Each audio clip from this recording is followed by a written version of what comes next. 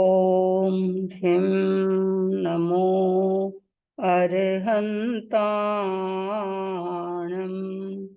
ओम ह्रीं नमो सिद्धाणम्। ओम ह्रीं नमो आयर्याणम्। ओम ह्रीं नमो उवज्झायाणम्। ओम ह्रीं नमो लोये सब्बसाहूणम्।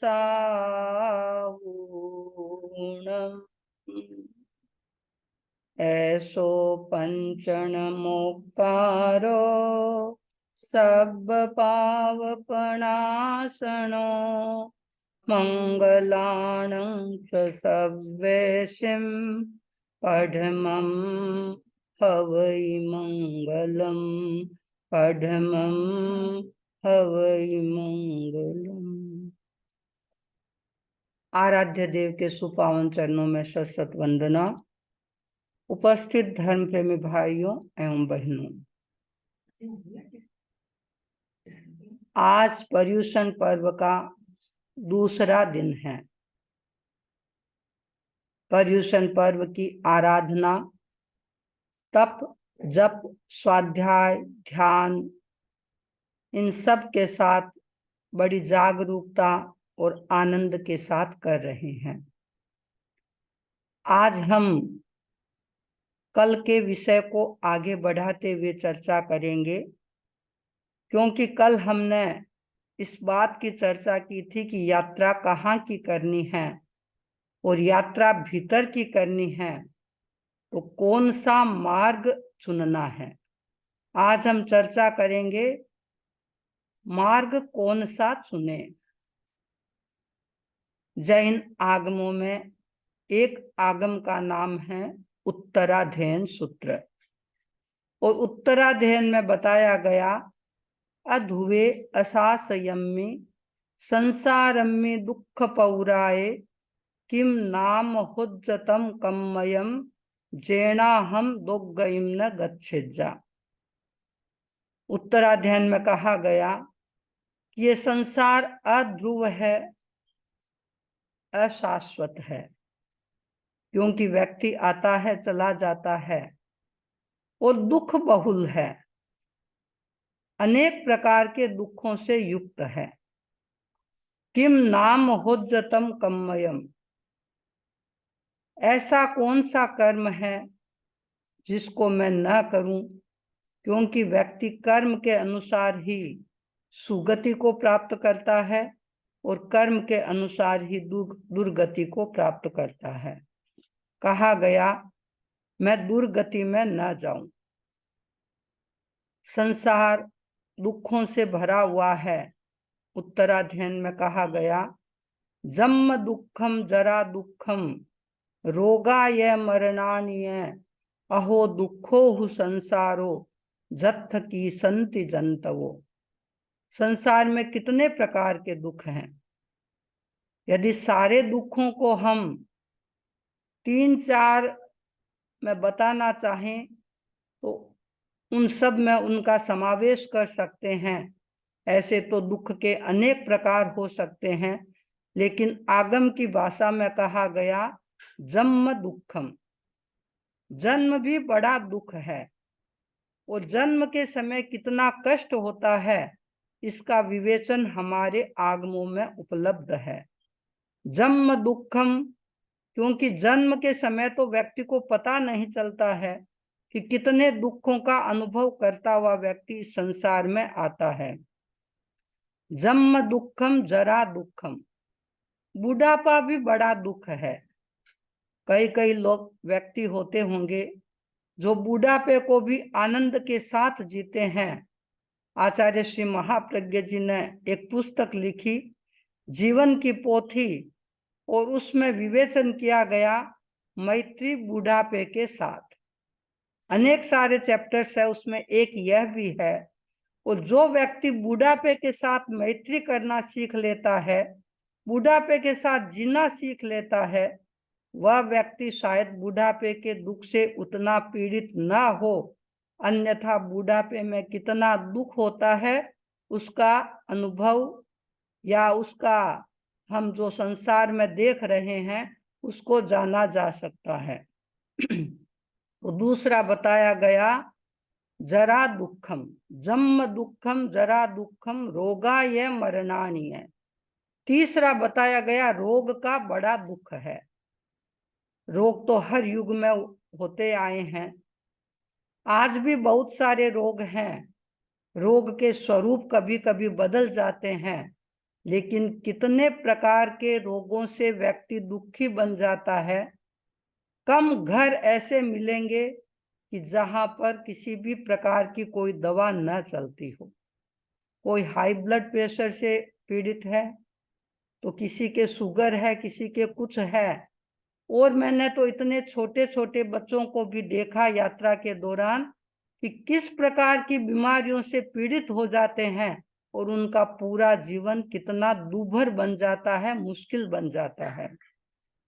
चौथा बताया गया जन्म दुखम, जरा दुखम, रोगाय मरणानीय। मरण का भी बड़ा दुख है। मृत्यु के समय कितनी वेदना होती है वह व्यक्ति तो अनुभव करता ही है, लेकिन जिसकी मृत्यु हो जाती है, जिस परिवार से जुड़ा हुआ होता है, वे व्यक्ति भी कितना दुख का अनुभव करते हैं, हम बहुत सारी घटनाओं से जान सकते हैं।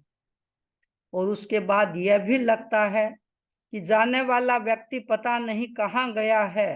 पारिवारिक जनों के मन में एक इस बात की तड़प भी रहती है, जिज्ञासा रहती है कि मेरा पुत्र कहाँ पर पैदा हुआ है, कहाँ पर जन्मा है। अभी कुछ समय पहले मेरे संसार पक्ष भतीजी जो इंडिया में राजस्थान नोखा में रहती है और उसका लड़का लगभग 18 वर्ष का होगा, जयपुर में MBA करने के लिए गया हुआ था। 1 वर्ष हुआ था, स्टडी चल रही थी, लेकिन कॉलेज के काम से बाहर गया। पीछे से किसी ट्रक ने उसको हिट किया और कुछ ही समय में मृत्यु हो गई। मैंने उसको देखा, वह कई बार मेरे से पूछती थी, समनी जी उसकी गति कैसी हुई है, वह कहाँ पर गया है। मुझे इस बात की बड़ी चिंता रहती है कि उसकी गति अच्छी हुई या नहीं हुई। इसका मतलब हर व्यक्ति चाहता है कि मेरी सद्गति हो, कोई भी व्यक्ति नहीं चाहता कि मेरी दुर्गति हो।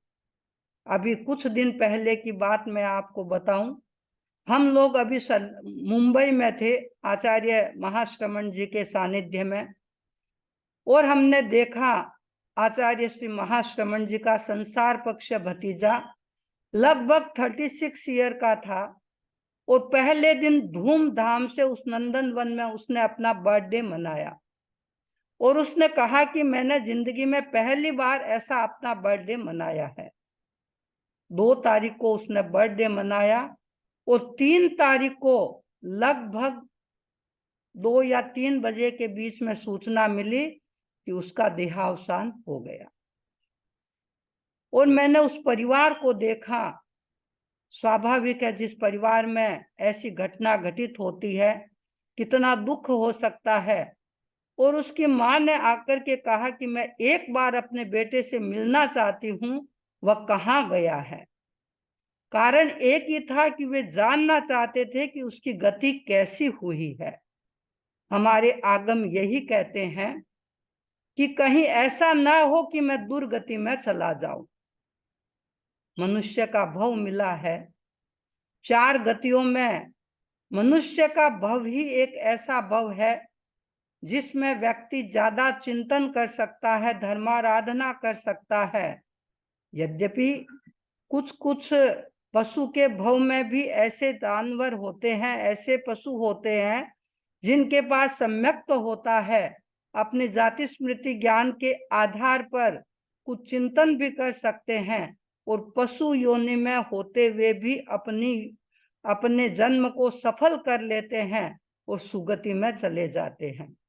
और बहुत बार ऐसा भी होता है कि मनुष्य के भव में होते हुए भी यदि वो अपने पथ से विचलित हो जाते हैं तो मनुष्य के भव में है, लेकिन उनकी सुगति नहीं होती है, दुर्गति हो जाती है।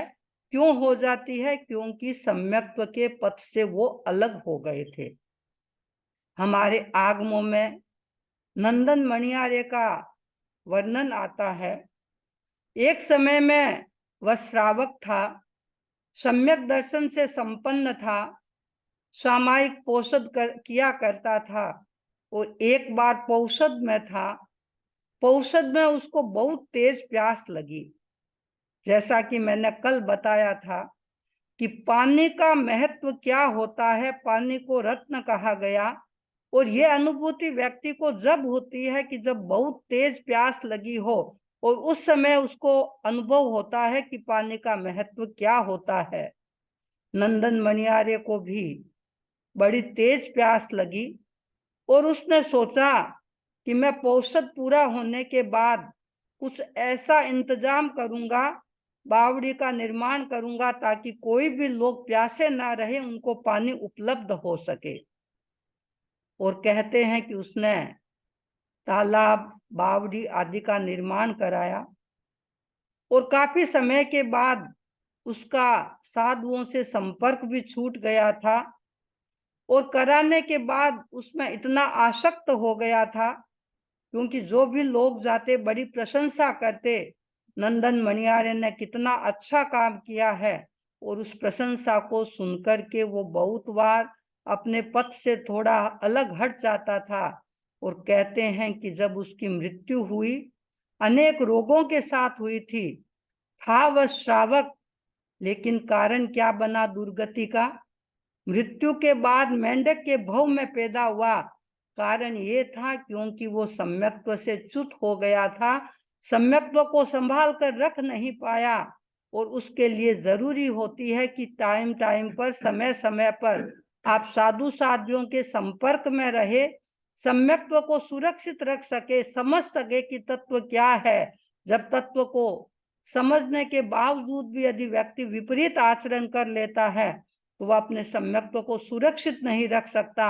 और सम्यक्त्व सुरक्षित नहीं है तो कभी दुर्गति भी हो जाती है।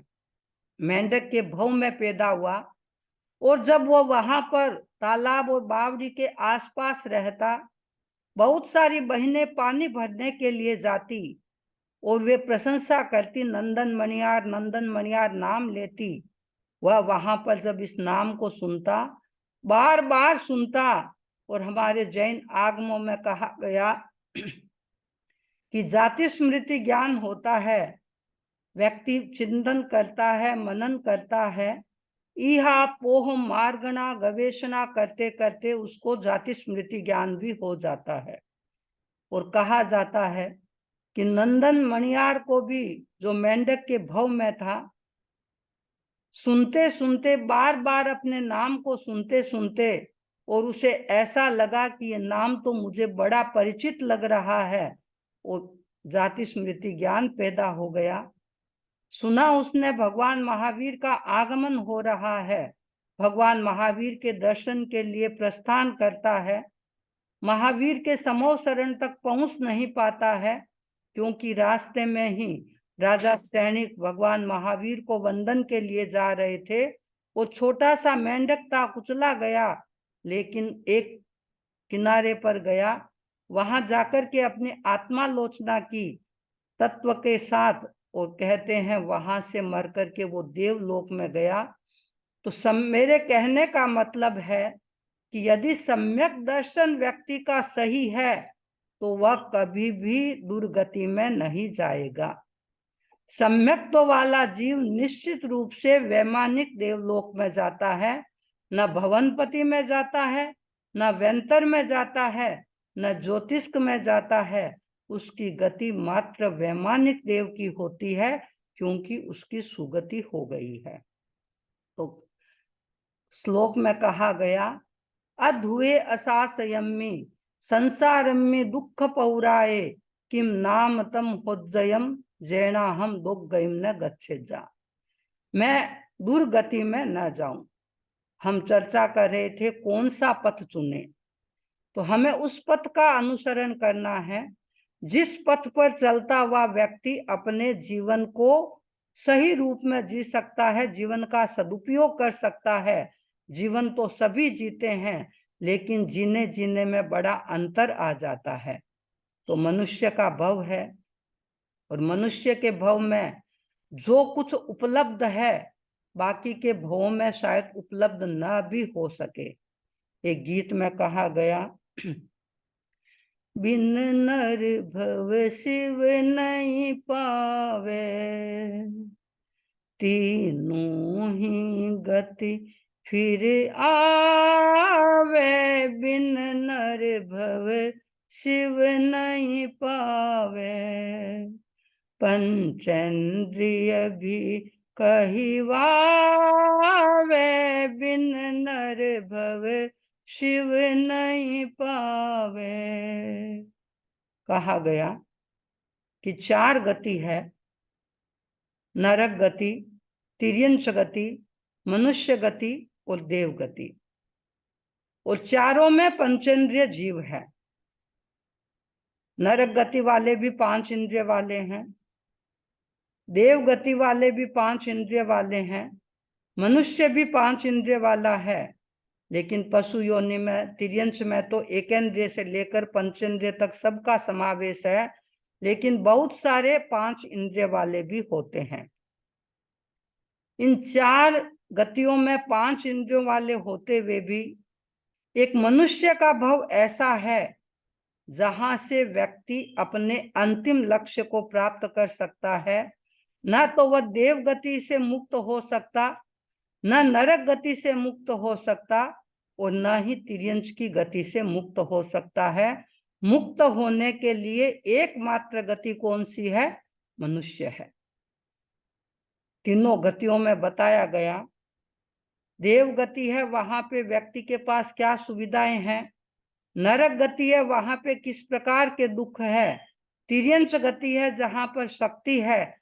सब कुछ होते हुए भी व्यक्ति वह पुरुषार्थ नहीं कर सकता जिस पुरुषार्थ के द्वारा इन बंधनों से सर्वथा मुक्त हो सके।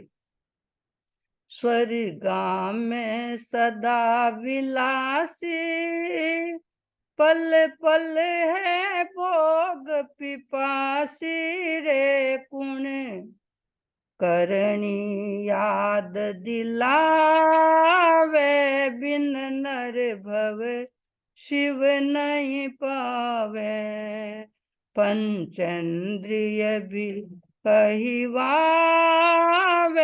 बिन नर भव शिव नहीं पावे। एक गति है देवलोक की, जहां पर, क्योंकि प्राय कहा जाता है स्वर्ग में सुख ही सुख है। स्वर्गा में सदा विलासी, पल पल है भोग पिपासी। जहां ज्यादा सुख होता है व्यक्ति भोगों में ज्यादा आसक्त हो जाता है।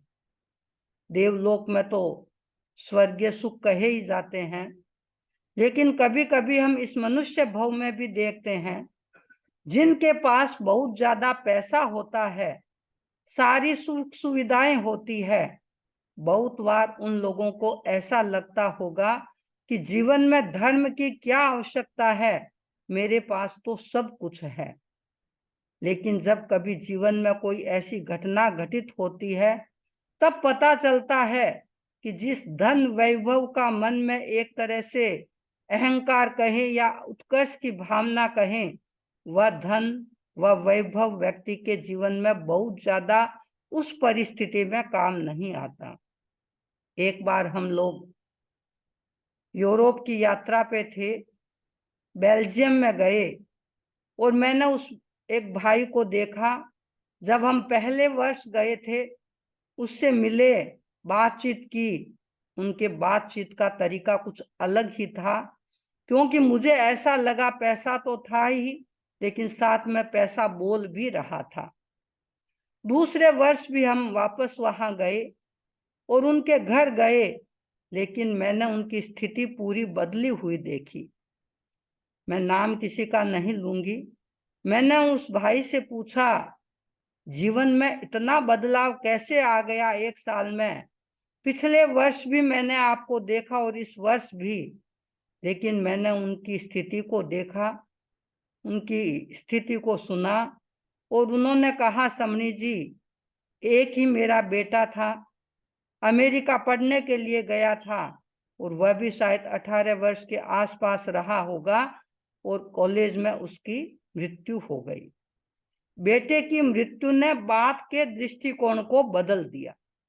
आप देखिए, एक घटना होती है, एक घटना व्यक्ति को मिथ्या से सम्यक भी बना सकती है और एक घटना ऐसी होती है कि सम्यक से मिथ्या भी बना सकती है। और मैंने उस भाई के जीवन को देखा कि उसके जीवन में काफी रूपांतरण हो गया, क्योंकि उसने देख लिया कि संसार क्या है, जीवन की नश्वरता क्या है, और जिस पैसे को हमने अर्जित किया है, जिस पैसे पे हमें नाज था, आज उस पैसे से मैं अपने बच्चे को बचा नहीं सका। कहा गया, देवलोक में सुख सुविधाएं बहुत है, लेकिन उनको कोई ये याद दिलाने वाला नहीं है कि आपने कैसी करनी की थी, इसलिए यहाँ पे पैदा हुए हैं। और मात्र सुविधाओं में लिप्त रहने के कारण जो उनको एक धार्मिक वातावरण मिलना चाहिए, त्याग होना चाहिए, वो त्याग की क्षमता उनमें नहीं होती है, क्योंकि देवता त्याग नहीं कर सकते। और इसीलिए 10वें कालिक में कहा गया, धम्मो मंगल मुक्तिठम अहिंसा संयमो तवो देवावितम नमन संति जस धम्मे सयामन। लोग तो देवता को नमस्कार करते हैं, लेकिन हमारे आगम कहते हैं कि देवता उस व्यक्ति को नमस्कार करते हैं जिसका मन धर्म में रमा हुआ होता है। जो व्यक्ति धर्म से ओतप्रोत होता है, देवता उसकी सेवा में रहते हैं, न कि व्यक्ति देव की सेवा में रहे। तो देवता जिनके पास बहुत कुछ होता है लेकिन त्याग नहीं कर सकते हैं, त्याग की दृष्टि से उत्कृष्टता मनुष्य के भव की है, क्योंकि मनुष्य भव में व्यक्ति जैसा चाहे वैसा त्याग कर सकता है। तो पहला बताया गया कि देवता जहां सुख ही सुख है और ज्यादा सुख होता है तो भी व्यक्ति बहुत ज्यादा धर्म के प्रति आकृष्ट नहीं हो सकता। कुछ कुछ व्यक्ति होते हैं जो अपने स्वरूप को पहचानने का प्रयत्न करते हैं, तत्व को जान लेते हैं, और यदि सही मार्गदर्शन मिल जाता है, सही संगति में रहते हैं, साधु संतों से संपर्क बना रहता है, तो वह सुविधाओं के बावजूद भी अपने लक्ष्य को भूलते नहीं हैं और अपने लक्ष्य के साथ आगे बढ़ते हैं। दूसरी गति में कहा गया, नर काम में घोर उदासी हर दम ही दुखरी फांसी रे कुण धार्मिक कथा सुनावे बिन नर भव शिव नहीं पावे पंचेंद्रिय भी कहिवावे बिन नर भव शिव नहीं पावे तीनों ही गति फिर आवे बिन नर भव शिव नहीं पावे। तीनों ही गति फिर का मतलब तीनों गति में भ्रमण करके आते हैं, तीनों गति में जाते हैं, लेकिन वहां से शिव का मतलब मोक्ष की प्राप्ति संभव नहीं है। तो दूसरा बताया गया, नरक गति। स्वर्ग जहां सुख ही सुख है तो नरक उससे विपरीत है, जहां दुख ही दुख है। कितने प्रकार के दुख हैं। हमारे सूत्रकृतांक का एक अध्ययन है, उस पूरे अध्ययन में नारकी के जीवों का वर्णन किया गया है, और यदि उस नारकी के जीवों के दुखों का वर्णन पढ़ ले, एक बार तो व्यक्ति कांप जाएगा और मन में यही आएगा कि मुझे ऐसा कार्य नहीं करना है जिससे मैं दुर्गति में चला जाऊं। अनेक प्रकार के दुख हैं वहां। क्षेत्र का भी दुख, गर्मी का भी दुख, सर्दी का भी दुख, ऊपर से परमाधार्मिक देव भी दुख देते हैं। अनेक प्रकार के भयंकर कष्ट वहां सहन करने होते हैं। इसलिए कहा गया वहां पर इतने दुख है, और उन दुख की स्थिति में व्यक्ति जब अपने दुख से भी ऊपर नहीं उठता तो धर्म की बात सुनने का तो कहाँ अवसर होता है, और वहां कौन धर्म सुना सकता है। तो एक गति में सुख ही सुख है, दूसरी गति में दुख ही दुख है। अब तीसरी गति कही गई, अब पशु जोनी जो बाकी है, बिचली गति बलदां की रे, तांगारी तोख उठावे, बिन नर भव शिव नहीं पावे, तीनों ही गति फिर आवे, बिन नर भव शिव नहीं पावे, पंचेंद्रिय भी कहिवावे, बिन नर भव शिव नहीं पावे। तीसरी गति बताई गई तिर्यंश की गति। बहुत सारे तिर्यंश हैं जो बहुत शक्ति संपन्न होते हैं, लेकिन उनकी शक्ति किस में जाती है? मात्र भार ढोने में चली जाती है। जब हम लोगों ने कलकत्ता की यात्रा की और मैंने यात्रा के दौरान देखा कि पशुओं को कितना भार ढोना पड़ता है वहां पर। अब तो थोड़ा ट्रेंड बदल गया है, क्योंकि पहले तो पूरा भार बैलगाड़ी पर, गधा गाड़ी पर ढोया जाता था और इतना इतना भार लाद देते थे, उनकी शक्ति मात्र केवल भार ढोने में चली जाती है। तो शक्ति होते हुए भी उनको कोई सही रास्ता बताने वाला नहीं है, और सही रास्ते के अभाव में शक्ति का सदुपयोग नहीं होता है। तो तीन गति। अब चौथी गति आती है, इन हेत मनुज भव भारी, है च्यों गति में अधिकारी रे, 10 बोल कोल पुरावे, बिन नर भव शिव नहीं पावे, तीनों ही गति फिर आवे, बिन नर भव शिव नहीं पावे, पंचेंद्रिय भी कहिवावे, बिन नर भव शिव नहीं पावे। चौथी गति है मनुष्य की। इन हेत मनुज भव भारी, है च्यों गति में अधिकारी। च्यों का मतलब चारों गति का अधिकारी है। मनुष्य में भी जा सकता है, मनुष्य मरकर के देव गति में भी जा सकता है, मनुष्य मरकर के नरक गति में भी जा सकता है, मनुष्य मरकर के पशु जगत में भी जा सकता है, और मनुष्य मोक्ष में भी जा सकता है।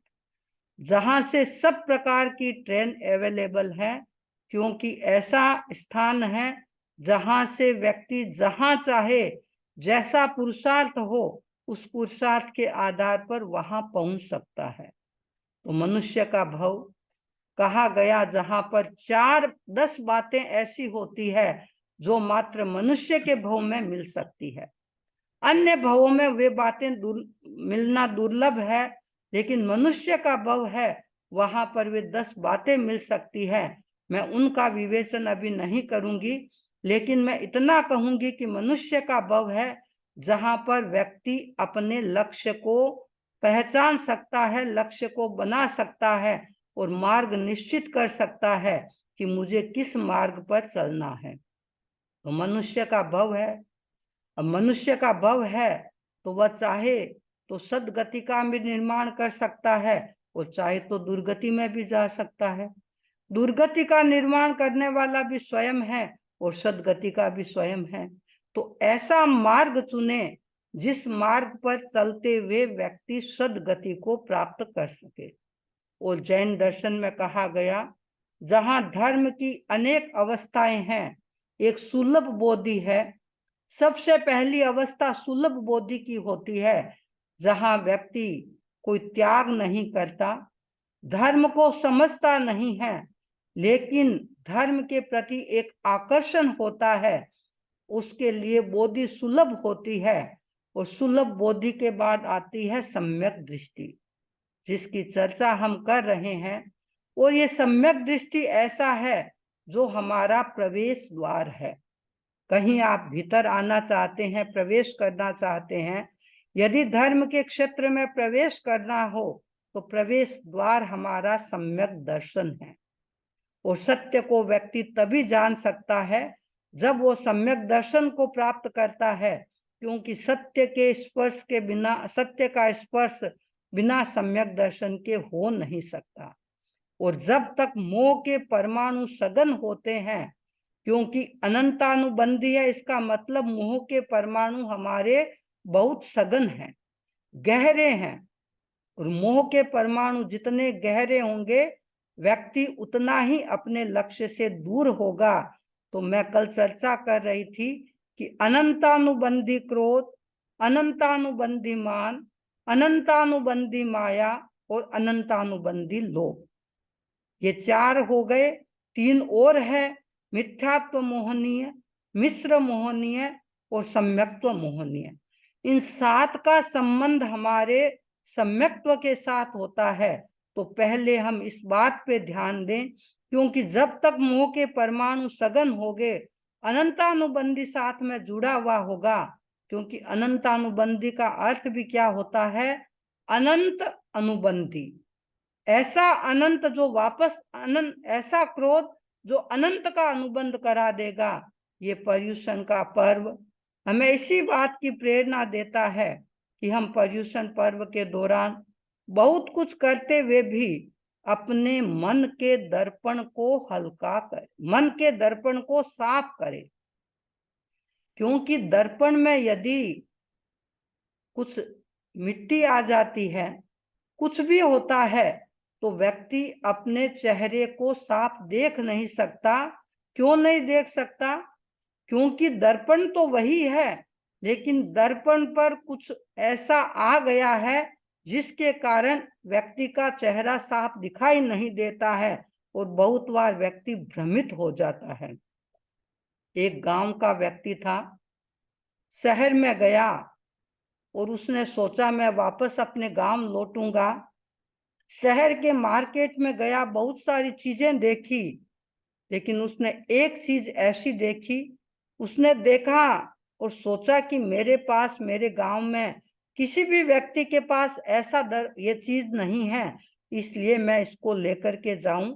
क्योंकि दर्पण उसने पहली बार देखा था, कांच को पहली बार देखा था, और उसने जैसे ही वो दर्पण के सामने खड़ा हुआ, उसको अपना प्रतिबिंब दिखाई दिया और उसने सोचा कि ये मेरे लिए नई वस्तु है, न मेरे लिए नई है बल्कि मेरे गांव के हर व्यक्ति के लिए नई होगी। वह दर्पण लेकर के घर आया। घर के बाहर एक कमरा था, उस कमरे में दर्पण को रख दिया। अंदर घर में गया और स्वाभाविक है, जब कहीं व्यक्ति बाहर जाता है तो परिवार का हर व्यक्ति शायद ये सोचता है कि लौट करके आया है शहर से, तो कुछ तो हमारे लिए लेकर के आया होगा। आप लोग भी जब इंडिया जाते हैं, मुझे ऐसा लगता है कि कई दिन पहले शॉपिंग शुरू हो जाती है, क्योंकि हमें किसी के लिए कुछ लेकर के जाना है। और मैंने अमेरिका यात्रा के दौरान बहुत बार ये देखा कि बहनें बताती है कि जब सेल लगी हुई होती है तो हम समनी जी खरीदते रहते हैं, क्योंकि जब इंडिया जाएंगे तो किसी के लिए कुछ लेकर के जाते हैं और लोगों को इंतजार भी रहता है कि अमेरिका से आए हैं तो कुछ तो हमारे लिए लेकर के ही आए हैं। तो वह भी जब घर में गया, पत्नी ने पूछा क्या लेकर के आए हैं? उसने कहा इतनी घबरा क्यों रही हो? मैं इस बार ऐसी चीज लेकर के आया हूं जो तुमने अभी तक कभी देखी ही नहीं। उत्सुकता बढ़ती रही और उत्सुकता के साथ वह, उसने बताया कि कमरे के बाहर जाकर के देख लो कि मैं क्या लेकर के आया हूं। वह गई, सामने खड़ी हुई, देखा तो एक प्रतिबिंब सामने दिखाई दे रहा था। अब जानती तो थी नहीं, गांव की बहन थी, पहली बार देखा और उसने देखा कि इसमें तो एक महिला दिखाई दे रही है। घबरा गई, दौड़ी दौड़ी सास के पास आई और आकर के कहा, सासू जी एक बार आप मेरे साथ चलिए। अपनी सास को लेकर के कमरे में आई, सास को वहां पर खड़ा किया, कहा देखो आपका बेटा क्या लेकर के आया है। मेरे जीते जी मेरे सामने दूसरी पत्नी लेकर के आ गया है, सोत लेकर के आ गया है। बड़ी दुखी थी। अब सास खड़ी हुई दर्पण के सामने। पहले बहू खड़ी थी तो बहू का प्रतिबिंब आ रहा था, यंग लेडी का प्रतिबिंब आया। अब सास बूढ़ी थी, वह खड़ी हुई तो दर्पण में बूढ़ा प्रतिबिंब आ रहा था, बूढ़ी महिला दिखाई दे रही थी। सास ने देखा, उसने सोचा बहू गलत तो नहीं कह रही है। उसने कहा बेटा तुम्हें यदि लाना ही था, दूसरी पत्नी को लाना ही था, तो कम से कम यंग लेडी को तो लेकर के आते, बूढ़ी को क्यों लेकर के आए हो। अब उसको क्या पता कि जो दिखाई दे रहा है वो प्रतिबिंब मेरा ही है, ना किसी दूसरे का है। लेकिन जो नहीं जानते हैं, दर्पण तो प्रतिबिंब देता है। अब यदि दर्पण साफ है तो सही प्रतिबिंब देगा, दर्पण साफ नहीं तो दर्पण में धुंधला भी दिखाई देता है। तो जब दर्पण भी साफ नहीं होता है तो प्रतिबिंब हमारा चेहरा साफ दिखाई नहीं देता है। तो दिल का दर्पण यदि साफ नहीं होगा तो हमारी सदगति कैसे हो सकती है। पर्युषण पर्व पर हमें घर को साफ नहीं करना है। पर्युषण पर्व पर हमारे शरीर को हमें सजाना भी नहीं है, कुछ भी नहीं करना है। और पर्वों के लिए तो आपको बहुत सारी तैयारी करनी होती है, पैसा भी खर्च करना होता होगा। लेकिन यही एक ऐसा पर्व आता है जिसमें कोई पैसा नहीं लगता, कोई बाह्य आडंबर नहीं है, मात्र केवल अपने दिल को निर्मल बनाना है। दिल को निर्मल बनाने का पर्व है। और जहां दिल निर्मल बन जाता है, दिल रो दर्पण यदि साफ नहीं, आत्म दर्शन किन विद होसी।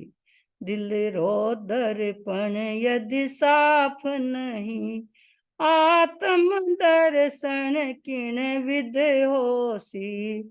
आंटी लो मन निष्पाप नहीं, चिन्मय रो ध्यान किया ध्यासी।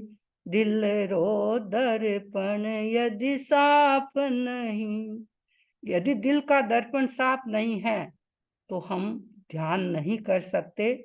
और यदि आंटी लो मन, ये हम अपने मन को सीधा नहीं करेंगे, क्योंकि मन में टेढ़ापन नहीं होता है, हम अपने भावों से उसको टेढ़ा कर देते हैं। और बहुत बार कहते हैं ये व्यक्ति बड़ा टेढ़ा है। शरीर से टेढ़ा हो तो शायद व्यक्ति उसके लिए कुछ प्रयत्न कर लेता है। आपके दांत टेढ़े मेढ़े होते हैं तो उनको सीधा रखने का प्रयत्न कर लेते हैं। लेकिन यहाँ तो शरीर को नहीं, मन को सीधा करना है। और मन को सीधा करने पर ही सुगति हो सकती है, अन्यथा कभी भी सुगति हो नहीं सकती। तो कहा गया, लख 84 सो क्षमा करे, असली दुश्मन ने नहीं विसरे।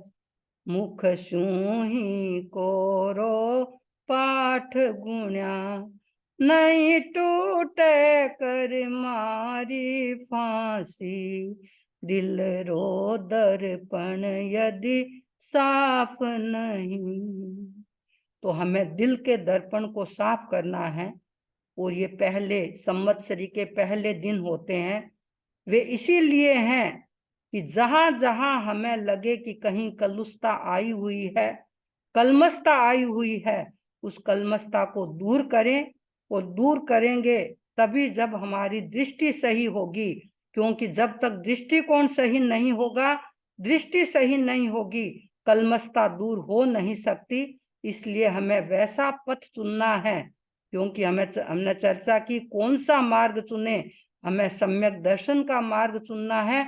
उस सम्यक दर्शन के द्वारा कलमशता को दूर करते हुए व्यक्ति दुर्गति से बच सकता है और सुगति में जा सकता है। तो सम्यक दर्शन की आराधना करें, सम्यक को इतना निर्मल बनाए, इतना पवित्र बनाए। और वह पवित्र तब होगा जब हमारी भावनाएं पवित्र होगी। तो ये पर्युषण पर्व हमारी भावनाओं को पवित्र बनाने का पर्व है और हमारे सम्यक दर्शन को और ज्यादा उज्जवल, निर्मल, पवित्र बना सकता है। वो सम्यक दर्शन होगा तो निश्चित रूप से सुगति होगी। ओम अरहम। अब दूसरे समने जी आ रहे हैं, वो अपना विषय प्रस्तुत करेंगे।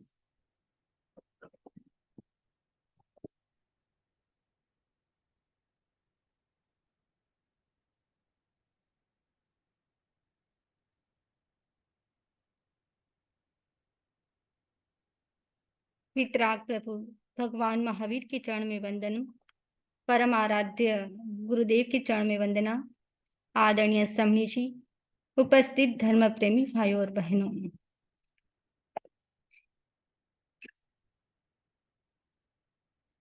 आज पर्युषण पर्व का दूसरा दिन है और आज हम जिस विषय की चर्चा करने जा रहे हैं वह विषय हमारा है स्वाध्याय दिवस।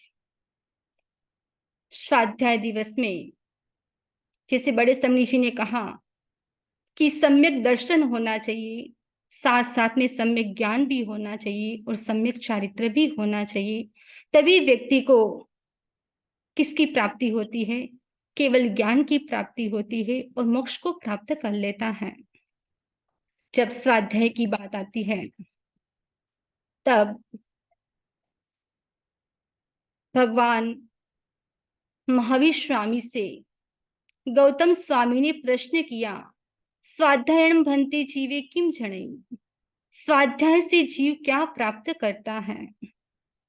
निचरा के 12 प्रकार बताए गए हैं, उसमें 10वां प्रकार है स्वाध्याय। 2 प्रकार का ज्ञान हो सकता है। एक ज्ञान है, वह है पदार्थों का ज्ञान, पुद्गलों का ज्ञान। जो दूसरा ज्ञान है वह ज्ञान है आत्मा का ज्ञान। एक प्रकार का ज्ञान है जीविका का ज्ञान और दूसरा ज्ञान है जीवन का ज्ञान। जब हम बात करें, एक है भौतिकता का ज्ञान और दूसरा है अध्यात्म का ज्ञान। स्वाध्याय 2 शब्द है, स्व प्लस अध्याय।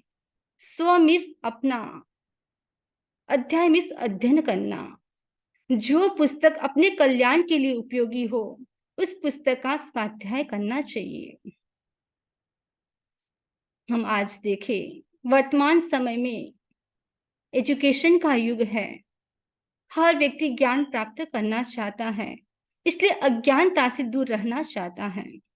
एक बार की बात है, एक बार एक काना व्यक्ति जो अनपढ़ था वह पिक्चर देखने के लिए जाता है। तो जैसे ही टिकट खरीदता है और जो विक्रेता था उसने कहा कि पैसा दो। तब उस भाई ने कहा कि आप क्या करते हो, कि पार्शलिटी करते हो, कि जो 2 आंख है उसके लिए आप पूरे पैसे लेते हो, यानी एक आंख है उसके लिए भी पूरे पैसे? मैं तो आपको आधा पैसा दूंगा। जहां पर अज्ञानता होती है वहां पर व्यक्ति तर्क करता है। हम देखें कि स्वाध्याय करना बहुत जरूरी है। स्वाध्याय के द्वारा व्यक्ति क्या करता है, अपने ज्ञान को निर्मल बनाता है। जैसे शरीर को चलाने के लिए व्यक्ति को किसकी आवश्यकता रहती है? उसके लिए आहार की आवश्यकता रहती है। कल ही हमने बात की थी कि व्यक्ति कितनी भी तपस्या कर ले, शायद 6 मंथ की कर ले, 1 वर्ष की कर ले, फिर भी इस शरीर को चलाने के लिए आहार की जरूरत है। लेकिन मन की खुराक क्या है? वो है स्वाध्याय। व्यक्ति स्वाध्याय करे। स्वाध्याय के द्वारा व्यक्ति तीसरे नेत्र को भी उद्घाटित कर सकता है। ज्ञान एक ऐसा तत्व है जो सबके लिए जरूरी है। आचार्य श्री महाप्रज्ञ जी का जब मैं नाम लेती हूँ, या आचार्य श्री महाश्रमण जी का नाम, कोई ज्ञान ऐसा होता है जैसे पुस्तकों से पढ़ लिया और बता दिया, लेकिन जो गुरुदेव का ज्ञान था वो इतना निर्मल ज्ञान था, इतना निर्मल ज्ञान था कि वो जैसे कुएं से पानी निकलता है एक होता है कुंड का पानी, एक होता है कुएं का पानी। कुंड का पानी तो कुएं से डाला जाता है, लेकिन कुएं का पानी तो अंदर से निकलता है। आचार्य श्री महाप्रज्ञ जी का, महासमंद, जितने भी महान पुरुष हुए हैं, उनका ज्ञान कैसा होता है? कुएं के पानी के समान निर्मल होता है। वैसे व्यक्ति स्वाध्याय करता है तो स्वाध्याय के द्वारा व्यक्ति अपने कर्मों की निर्जरा कर लेता है। स्वाध्याय के 5 प्रकार बताए गए हैं आगम में।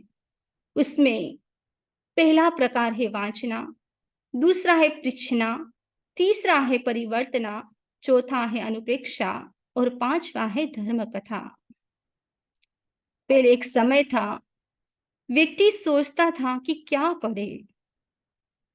अब जब क्या पढ़ने की जब बात आती है, क्या नोवेल पढ़े, क्या कॉमिक्स पढ़े, क्या पढ़े?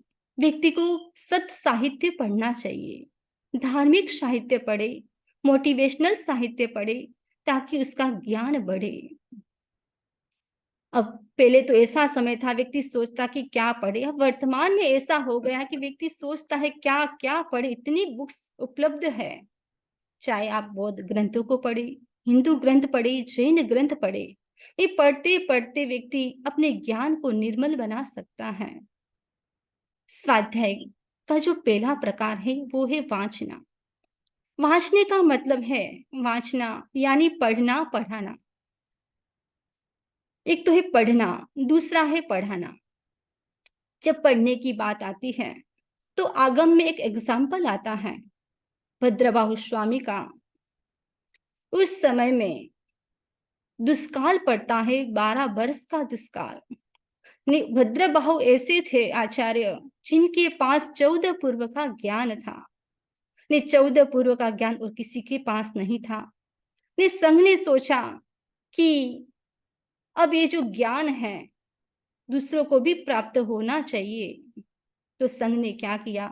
भद्रबाहु स्वामी जो नेपाल में महाप्राण की साधना करने के लिए गए हुए थे, वहां पर 500 मुनियों को भेजते हैं। उसमें जो स्थूली भद्र थे वो टिकते हैं और 499 जो मुनि थे वो धीरे धीरे वापिस आ जाते हैं। जैसे महाप्राण की साधना कंप्लीट होती है, ते जैसे ही पधारते वापिस, उसी समय जो स्थूली भद्र थे उनकी बहनें दर्शन करने के लिए आती हैं। जैसे ही दर्शन करने के लिए आई और स्थूली भद्र पीछे गुफा में कुछ साधना कर रहे होंगे, पता चला कि बहनें आई हुई हैं। तब भद्रबाहु स्वामी ने कहा कि पीछे आपके भाई है, वहां दर्शन कर लीजिए। जैसी बहनें जाती है, क्या होता है कि स्थूली भद्र सिंह का रूप धारण कर लेते हैं।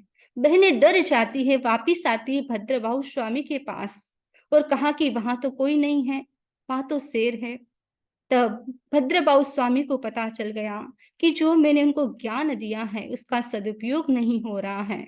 तो भद्रबाहु स्वामी ने 14 पूर्वों में से 10 पूर्वों में से कुछ पूर्व का ज्ञान दिया था। फिर वापिस तुलिभद्र कहते हैं कि आज के बाद ऐसा काम नहीं होगा। बहुत अर्ज करने के बाद क्या होता है कि भद्रबाहु स्वामी ने जो सूत्र तो बताए लेकिन उसका अर्थ नहीं बताया। पढ़ना, जब पढ़ाने की बात आती है तब व्यक्ति जो पढ़ाया है, जिसने ज्ञान प्राप्त किया है, उसको ज्ञान का अहंकार नहीं करना चाहिए। एक और प्रसंग आता है उत्तराधन सूत्र के अंदर। 2 भाई थे, एक तो बहुश्रुत था, एक दूसरा था अल्पश्रुत। जो बहुश्रुत था दोनों की दीक्षा हो जाती है। जो बहुश्रुत थे उन्होंने बहुत सारे जो श्रावक थे उनको दीक्षा दी, मुनि बन जाते हैं।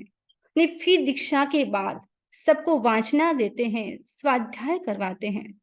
इस स्वाध्याय के बाद किसी की जिज्ञासा भी होती है तो प्रश्न करने लगे।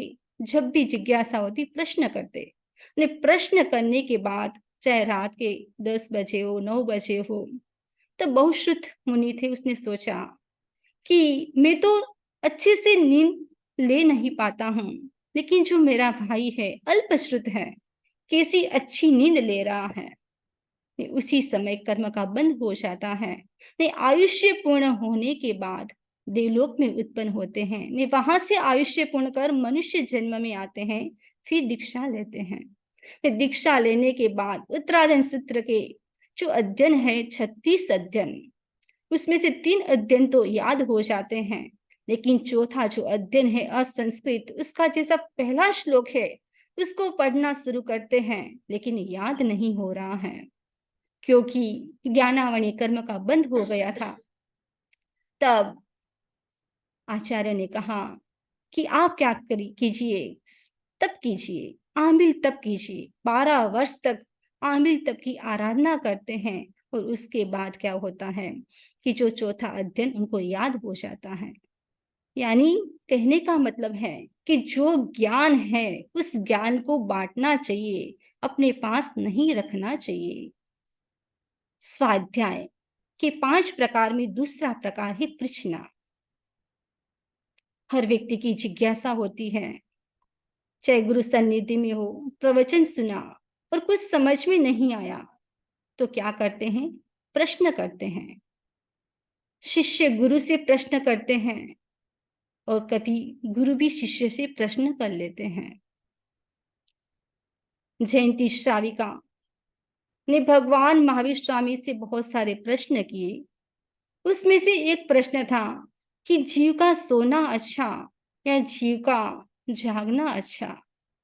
जब ये बात आई तब भगवान महावीर स्वामी ने कहा, जो जीव पापी है उसका सोना अच्छा, ये जो जीव धार्मिक है उसका जागना अच्छा। यदि व्यक्ति जिज्ञासा करता है, उसका समाधान मिल जाता है, तो व्यक्ति ज्ञान की दिशा में आगे बढ़ जाता है। उसके बाद है तीसरा प्रकार है ज्ञान का परिवर्तना। जब परिवर्तना की बात आती है तो व्यक्ति ने जो भी सीखा है उसको क्या करना चाहिए। आचार्य कालुगणी बहुत बाहर कहा करते थे, घोची पुली किया करो। घो मिस घोटना, रटना, उसको बार बार।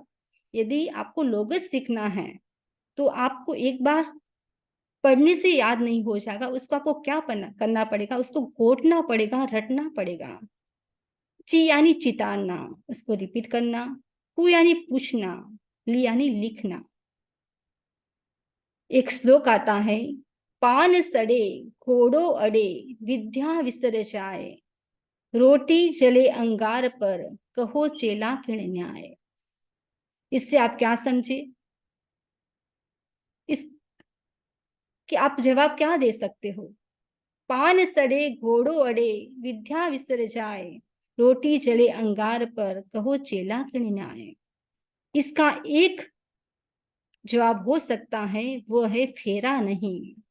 यदि पान घर पर है, पत्ते हैं, उसको आप आगे पीछे नहीं करोगे तो वो भी सड़ जाता है। घोड़ा है, घोड़ा को घुमाते नहीं है तो घोड़ा भी अच्छे से भाग नहीं पाता है, चल नहीं पाता है। जो विद्या है हमारे पास, उसको हम रिपीट नहीं करते हैं। जो भी सीखा है, चाहे भक्तामस्तु स्तोत्र हो, चाहे प्रतिक्रमण हो, यदि हम उनको वापिस रिपीट नहीं करते हैं तो उसको भी भूल जाते हैं। रोटी चले अंगार पर, यदि जो रोटी है उसको आगे पीछे नहीं करोगे तो वो भी जल जाती है। उसी प्रकार जो भी आपने सीखा है, हमने सीखा है, उसको क्या करना चाहिए, उसको यानी रिपीट करना चाहिए, परिवर्तना। नेक्स्ट है स्वाध्याय का चौथा प्रकार। जब हम स्वाध्याय की बात करते हैं, उस ज्ञान के लिए, आत्मज्ञान के लिए वाचना, पूछना, परिवर्तना तो जरूरी है, लेकिन उससे भी ज्यादा महत्वपूर्ण है अनुप्रेक्षा करना। व्यक्ति पढ़ भी लेता है, पढ़ा भी देता है, पूछ भी लेता है, परिवर्तन भी कर लेता है, लेकिन व्यक्ति उसके ऊपर अनुप्रेक्षा में मनन करना, चिंतन करना, उसके ऊपर मंथन करना। यानी एक सेंटेंस है, धम्मो मंगल मुक्तिठम, जो एक ये वाक्य है, उसके ऊपर आपको क्या करना है, 1 दिन, 2 दिन, 10 दिन उसके ऊपर चिंतन मनन करना है।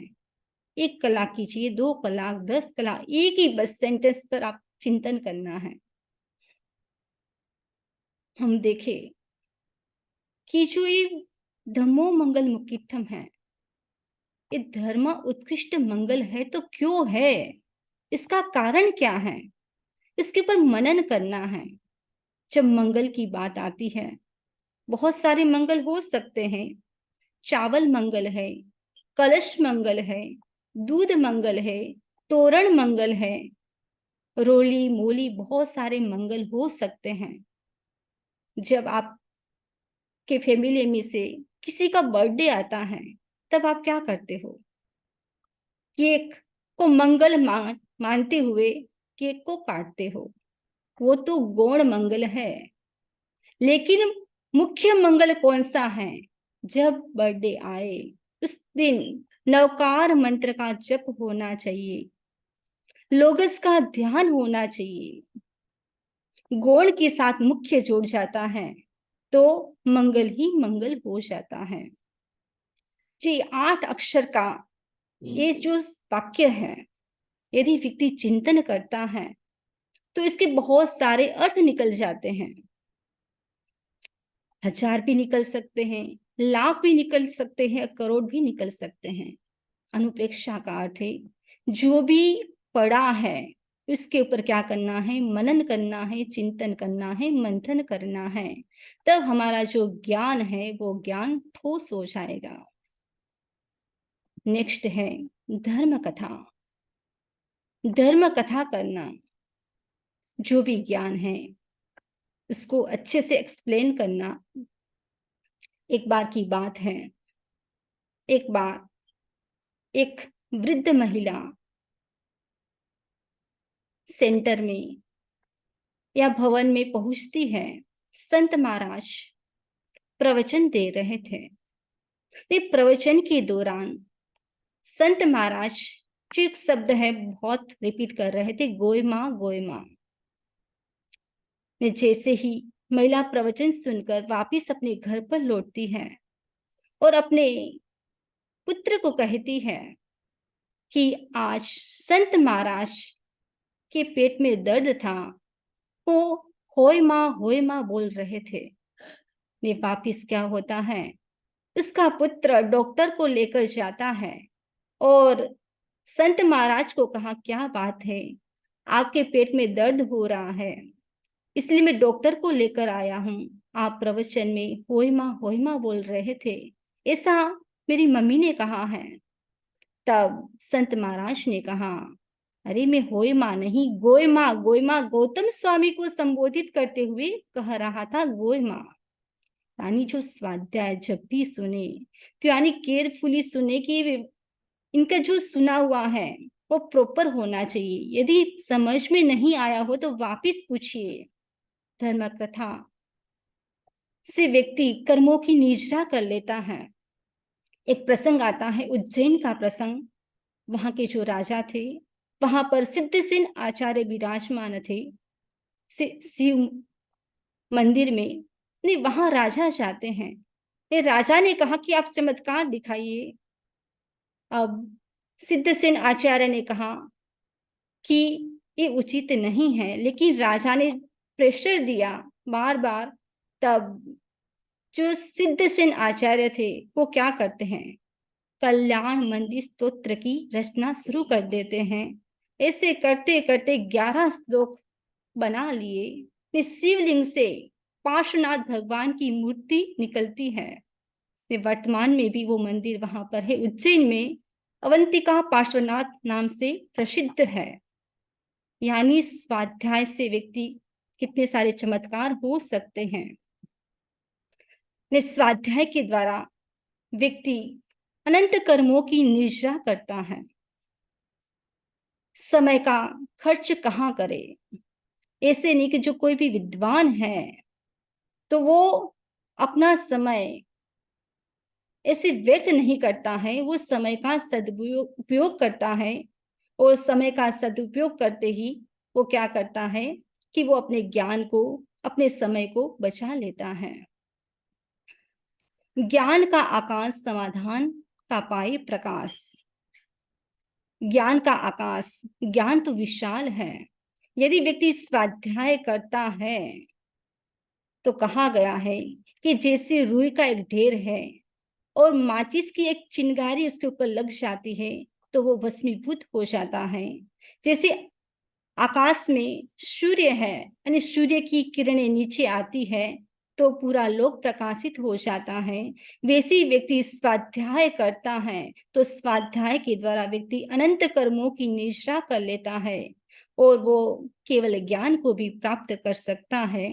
इसीलिए आज के दिन हर भाई बहन विशेष रूप से संकल्प करेंगे, 1 घंटा स्वाध्याय कर सके तो अच्छी बात है, लेकिन 1 घंटा भी स्वाध्याय नहीं कर पाओ तो एटलीस्ट आज के दिन एक पेज अवश्य धार्मिक बुक का आप स्वाध्याय करेंगे। मुझे विश्वास है आप जरूर स्वाध्याय करेंगे और अपने कर्मों की निष्ठा करेंगे। इसी भावना के साथ ओम अरहम। अब आदरणीय बड़े स्वामी जी मंगल पाठ के लिए पधार रहे हैं।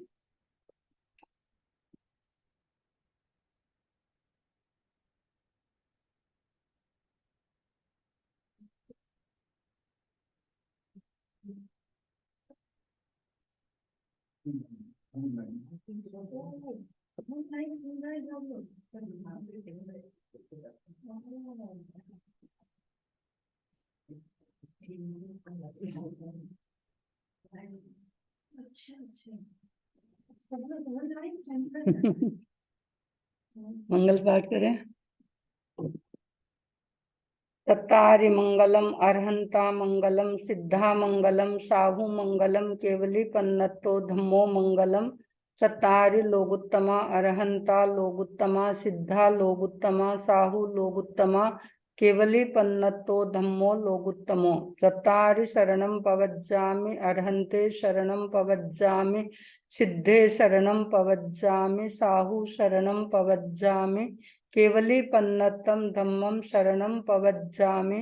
विघ्नहरण मंगलकरण स्वाम भिक्षुनो नाम गुण औलख समरण किया सरय अचिंत्य काम सरय अचिंत्य काम सरय अचिंत्य काम। हाँ सा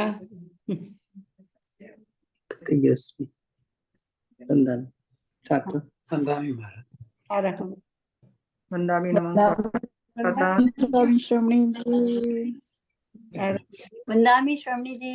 हाँ अरहम वंदामि नमः स्वामी समनी जी। हाँ अरहम वंदामि शमनी जी। वंदामि श्रवणी जी। वंदामि शमनी जी। हाँ अरहम वंदामि शमनी जी।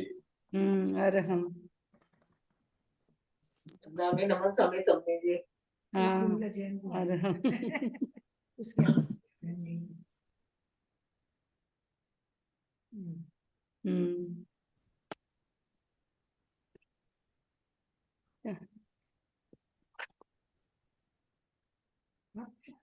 शाम को कैसे देख सकते हैं। वंदामि शमनी जी। हाँ मैं सैक्रामेंटो से बोल रही हूँ। उषा हूँ, अच्छा। उषा कोठारी। नाम है उषा कोठारी। उषा। अच्छा हाँ उषा जी। आप वंदामि नमः शमनी जी। हाँ चाहता आपके हाँ साता है। वंदामि नमः स्वामी शमनी जी साता। हाँ। ये लोग शाम को नहीं आते हैं।